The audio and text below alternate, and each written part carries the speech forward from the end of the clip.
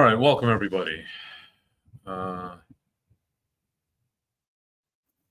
so here's the big burning question.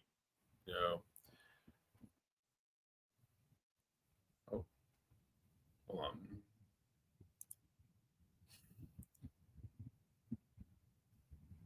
All right, so let me ask you this for those of you watching, and again, always a tech issue.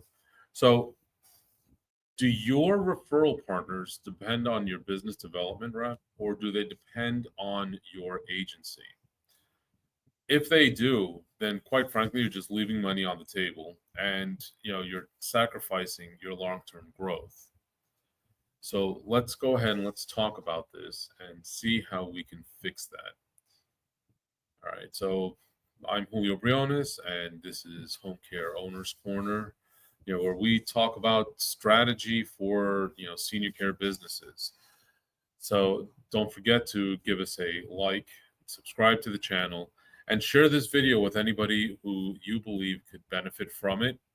At the end of the day, we rely on your feedback to know if the topics that we're discussing are something that you want to hear.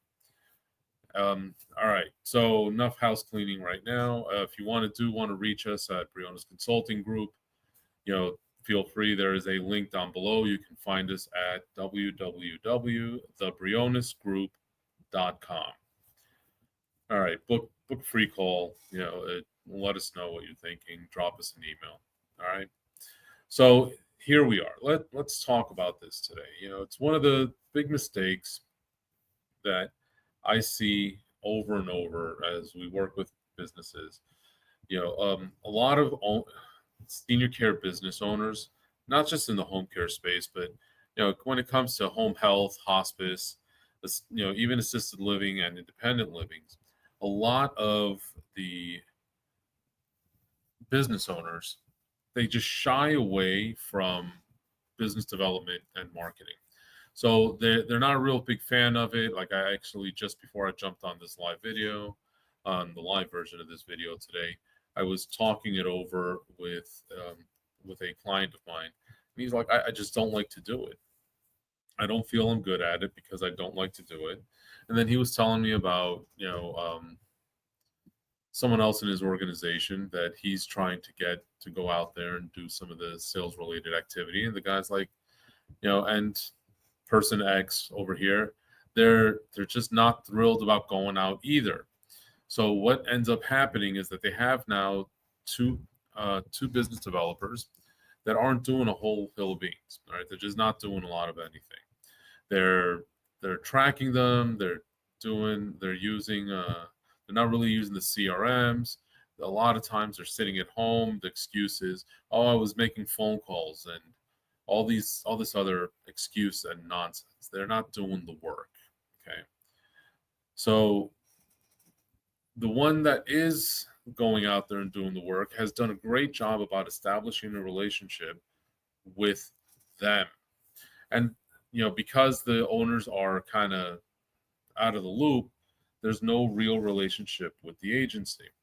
So what happens? Well, their previous salesperson built probably about 70 to 80% of their referral partnerships. When that individual left, it was just time for them to move on. They were there for quite a number of years.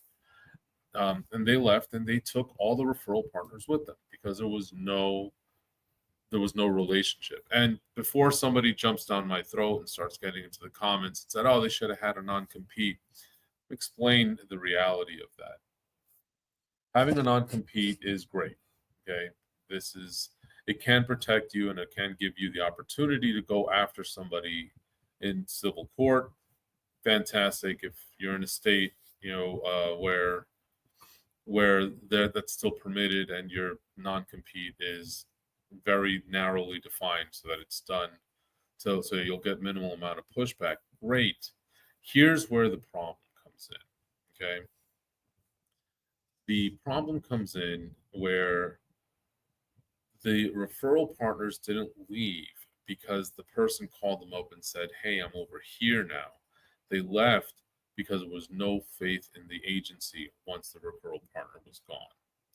So that being said, let's go ahead and get into our 5 key reasons why, you know, if your referral partnerships depend on your business developer instead of the agency, you're leaving money and growth on the table. So first, we have the problem. Oh, all right, this is fantastic. Problem is that your rep-based referrals, they're just fragile, and this is what I was just talking about. You have people that are going out there and they're doing their job. They may be really good at their job, but they're building a relationship with themselves. They're not building a relationship with their brand. So if, let's say, for example, your senior helpers, visiting angels, a more home care, award home care, comfort care, comfort keepers. That's fantastic. You spent all this time, money, effort, building up your brand, getting brand recognition, getting the faith of the community. You're a franchisee, so you paid a ton of money to be able to license the use of the brand name so that you don't have to have that struggle of building brand recognition. It's all great, but if until you send out a rep that goes out and says, if you're going to refer to me.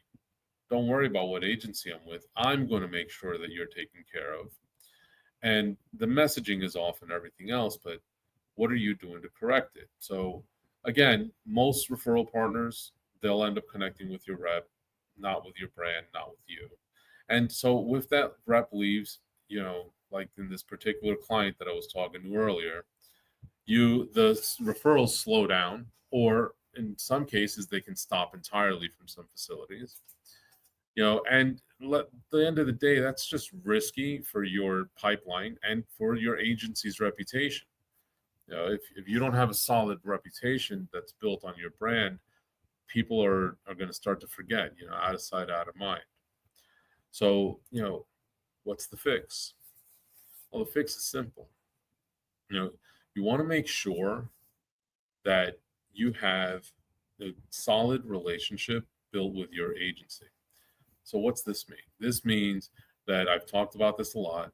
You're looking for 2 things. You're looking for penetration into the facility, meaning every account that you go and interact with, whether it's a skilled nursing, a hospital, home health, hospice, even if it's an attorney or a geriatric care manager or something along those lines, you want to make sure that you have penetration. Meaning, if you know the primary referral partner, great, but get to know their office staff, get to know other people in the building. Don't just make it focused on one person. Then there's the other side of this. You want to make sure that the agency has depth in the eyes of the referral partner. Who are the care managers? Who's the intake people? Who's the owners? You need to make sure that your business developer is taking the time to go and actively bring with them the care managers from time to time. That your owners, you as your owners or high level managers or both, are making an effort to go and visit these referral partners regularly. So this way the referral partner has that peace of mind that should the business developer leave, there are other people that can equally take care of the issue. That then it's not just that business developer was just the face. All right. The the other reason why you want to do this is, it'll give you the opportunity for you as a brand or you as an owner to have your processes, your outcomes, your team, that you get to show them that is what makes your brand dependable. This is where the added value comes in. And, it's like in other videos I've talked about, there's a value to being valuable. What makes your agency flourish? Well, you know what? You have your great hero story, you have everything else in place, but they don't know your team. They just see that one person coming by.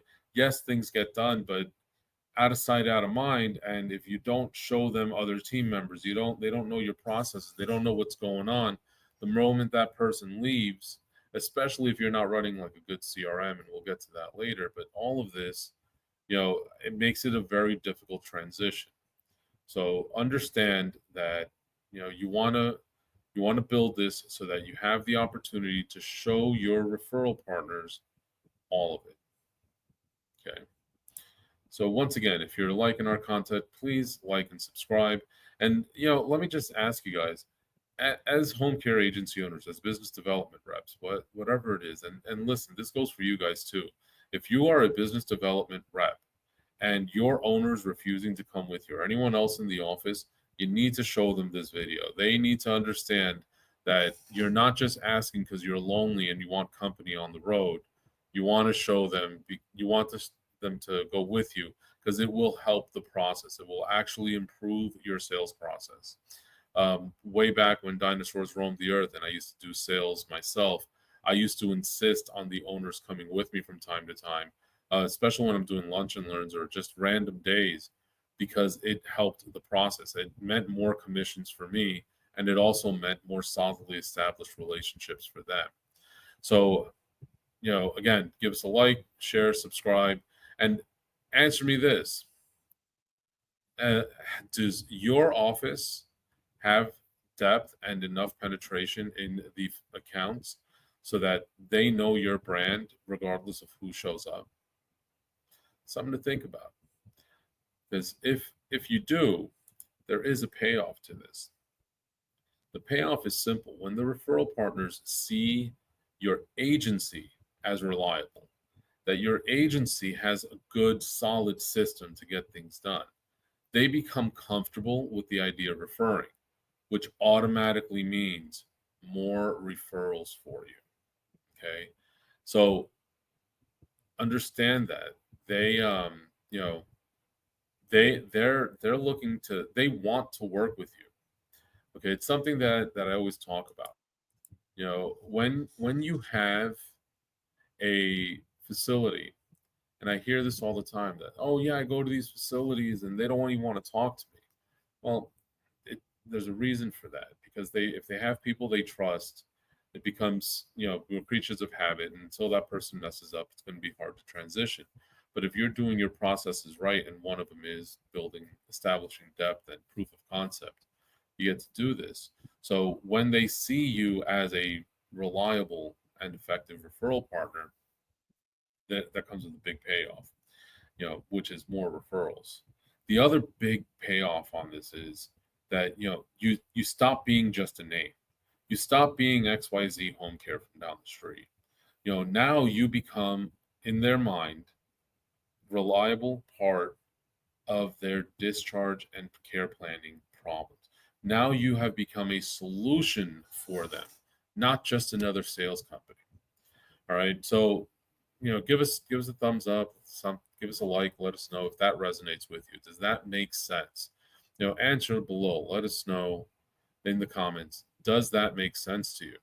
When you stop being just another name, just a nameless agency or the new kid on the block, now you are part of that solution. Okay. And when you're part of the solution, again, you get more consistency.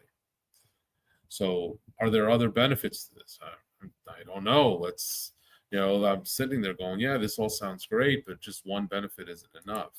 Well, we know. So the other big benefit of this is that once you have your brand or your agency established, you're able to have these agency level relationships. This makes it much easier for you not just to grow your existing business, but to scale up, because you develop a reputation in the community. You're able to hire more reps because now people know you and they want to work with you. So you're able to get more reps, which means you're expanding into different regions. Maybe, like, even if you are a franchise, your average franchise is sits right around 350,000 population. That there's plenty of facilities in that area that you're going to be able to bring in additional sales reps. You can have 2 to 3 sales reps in a solid area and still not saturate it, like still not get every client available. So don't be afraid to do that, but once you have those agency level relationships with these places, that's one of the things you can do. You can retain your partners because these people, again, your reputation will precede you. You'll have the agency level relationship, and even when somebody quits or you have to fire somebody for whatever reason, it's not detrimental. Now, as long as you follow the right step to, we'll do a separate video on that sometime in the future, where how do you handle getting rid of or terminating a sales rep? Well, even if you're going through that process, it makes it much easier as long as your agency has these relationships instead of just your business development rep. So that brings us to our final point here about benefits. So the long-term value when it comes to working with the agency as opposed to just having the rep, it's your M&A value. Look, we're all going to exit at some point, and this is one of the things that I look at when I'm evaluating a company. When we do these assessments to figure out whether or not the agency is going to succeed after the sale, or how well can it absorb the sale. Well, the fact is that if you talk to any M&A rep out there, there's a lot of business brokers, and if you're looking to sell your agency, please feel free to reach out. I will point you in the right direction. There's a number of very reputable people that we work with. But buyers, they want predictability, and that's one of the big things that they're looking at. Not just good revenue, but they want solid, documented agency level referral relationships, because that shows more stable and more value. If they come in and take over your agency, and this is actually a LinkedIn post I saw not too long ago. Shout out to you, Anthony. So what ends up happening is this. He posted, let me see if I can find the post real quick while we're talking. But that's going to be a little hard to pick up on. It was like a week ago. But at the end of the day, this is what ended up happening. He posted up there a scenario with two agencies. Both had the same amount of revenue. One was in like one town over, but they were close enough in proximity that it shouldn't have made a difference. The selling price was almost $500,000 different. So now the only difference between the amount of staff, the reputation, not the reputation, the amount of staff and everything else, is that this agency that sold for less money had very short, sporadic, rapid growth, like in the last 6 months before they went up for sale. So this is just my opinion. I don't know the real reason behind it, but in my opinion, that's unpredictability. And what they should have done was give that big boost of revenue, waited another 6 months to a year to sell, and this way they could have shown the stability of the company. They would have probably gotten a little bit more. Again, we don't know why people sell, why they accept the price, or what the deal is. Just letting you know, one of the things that buyers do like to see is stability, and that's one of the things that you're going to do.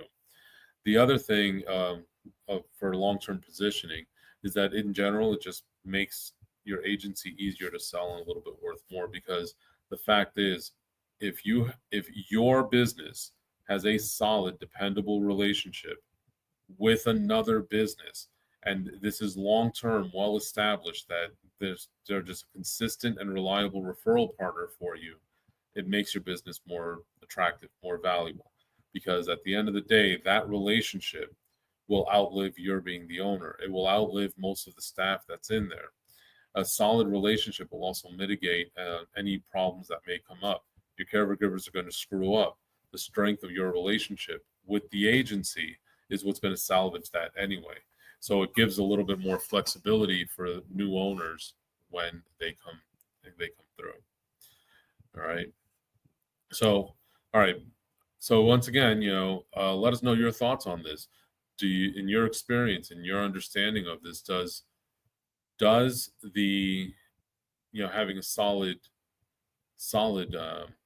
referral process and having that agency to agency relationship, that business to business instead of your sales rep relationship, do you think there are any other benefits that maybe I didn't talk about here? Let us know in the comments below, and we'll go from there. And once again, like, share, and subscribe. Get the word out and help us grow the channel. I want to be able to do more videos, than just this one weekly, and that it's going to what's going to impact it is your guys' feedback. So I do appreciate it. I know about 25% of you are subscribed that regularly watches, and I appreciate you all. So I'm just going to ask that if you are watching this regularly and you haven't subscribed yet, please subscribe to the channel. And all of you that do watch us regularly, please just give us a like every once in a while. Let YouTube push us out and let us get more exposure. All right, so now we are going to end this today on I made a post on social media about asking for comments in the comment section for people what they would like for us to talk about. So Robert Richards via LinkedIn submitted that he'd love to hear about how to track software and tools for outside marketing people. All right, so I'm going to assume you're not just talking about their day-to-day activity, but it depends on the size of your company. I mean, Robert, I know how big that your company is a little bit on the larger side. So here's where I'm going to go over this and start with some free options. So those of you that maybe have smaller agencies, or even if you're a larger agency, you just kind of want to experiment and figure things out, you absolutely need a CRM. Please let me just stress that. A CRM is a fantastic tool. Now, the better quality your CRM, the better off you are. And you want to find a couple of things. One, affordability, of course, is a big thing. The other thing is functionality. Does the CRM you have actually work for you? Does it do everything you need to? So basically, the CRM to be able to hold not just your contacts, but also the accounts that they are with, meaning the companies that they are tied to. It's going to help you with relationship building. You should be able to keep notes in it. Maybe include a few custom fields. Like there may be things specific to your agency that you want to track. Like for example, I have a couple of clients that use their CRM not just to track the sales process, but to also track recruitment. All right, so this way they have the two pipelines built in. That's another functionality that's very useful. Not necessary all the time, but it's useful to track just to give you an idea as to where people are in the process and have these pipelines. Okay, meaning these shifting Kanban boards that allow you to know where people are going. It's not always necessary, but depending on how tech savvy you are, personally, I like a CRM with automations, things that I could set up possibly to help for reminders, to send the information out, different things of that nature. I think it's great, and it's something that I always look for. So CRM, that's kind of where that's the way you want to look for. The other thing, there's a lot of them out there. There's a couple of really great free options, or let me rephrase that. There are options that have a paid version, but they also have a very robust free version. Zoho CRM and HubSpot are the two that I've used over the years. They are both fantastic systems, and they're easy to upgrade. Like once you get past a certain level, if you want to move up in the world and you want to start looking at it from the perspective of moving into like paid services, either one are good. HubSpot is an excellent choice if you're not sure where to start looking, because one, like I said, they have that free option, and two, a lot of franchises already have them in place, meaning that they've already got like agency or contracts with them. The other end of it is that there's a lot of your scheduling software has API access. They have access that you can connect it directly to your scheduling software. So this way, as you're setting your business up, there's options that will allow you to move them like help with client onboarding or caregiver onboarding. Zoho CRM, again, free version is fantastic. They're both user friendly, but they're very different. So keep in mind the learning curve when you're talking about this. So Zoho CRM doesn't have as many built-in integrations with scheduling software, but it is a very robust system in and of itself. And once you move into the paid levels, just my opinion, again, don't shoot the messenger. And if anyone from HubSpot is watching and you want to reach out, please let me know if I'm wrong.